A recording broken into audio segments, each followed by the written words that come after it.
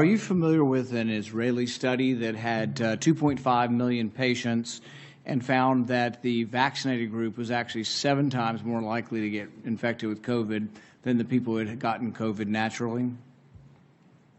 Senator, I'd have to get back to you on that one. I'm not familiar with that study. Well, you think you might want to be if you're going to travel the country insulting the millions of Americans, including NBA star Jonathan Isaac, who have had COVID, recovered, look at a study with 2.5 million people and say, well, you know what, it looks like my immunity is as good as a vaccine or not, and in a free country, maybe I ought to be able to make that decision. Instead, you've chosen to travel the country calling people like Jonathan Isaac and others, myself included, flat earthers. We find that very insulting, goes against the science. Are you a doctor or a medical doctor? I've worked over 30 years on health policy. You're not a medical doctor. Do you have a science degree? And yet you travel the country calling people flat earthers who have had COVID, looked at studies of millions of people, and made their own personal decision that their immunity they naturally acquired is sufficient. But you presume somehow to tell over 100 million Americans who have survived COVID that we have no right to determine our own medical care. You alone are on high, and you've made these decisions, a lawyer with no scientific background, no medical degree.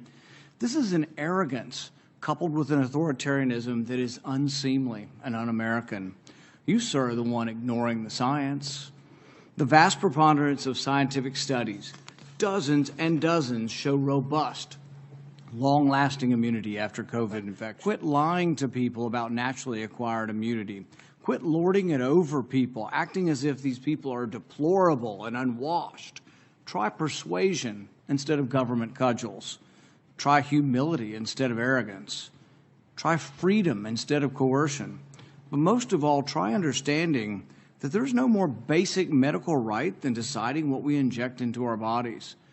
Today, after hearing that millions of people in a study show without a doubt that there's a great deal of immunity from getting it naturally, do you want to apologize to the 100 million Americans who suffered through COVID, survived, have immunity, and yet you want to hold them down and vaccinate them? Do you want to apologize for calling those people flat earthers?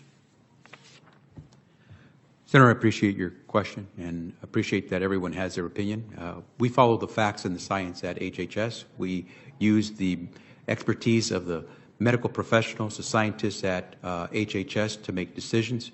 It's a team effort, and we rely on what is on the ground showing us results. Except for the dozens and dozens of studies. In fact, most, if not all of the studies show robust immunity from getting the disease naturally.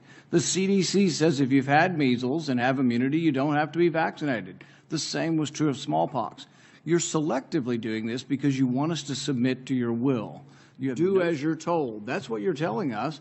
You want to mandate this on all of us. You're going to tell us if I have 100 employees, you're going to put me out of business with a $700,000 fine if I don't obey what you think is the science. Don't you understand that it's presumptuous for you to be in charge of all the science? Have you ever heard of a second opinion? I can't go to my doctor and ask my doctor's opinion.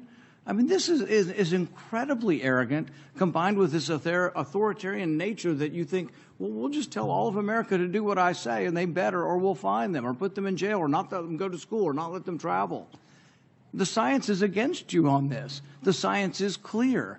Naturally acquired immunity is as good as a vaccine. The Israel study actually showing it better. This isn't an argument against the vaccine, but it's an argument for letting people make a decision who already have immunity.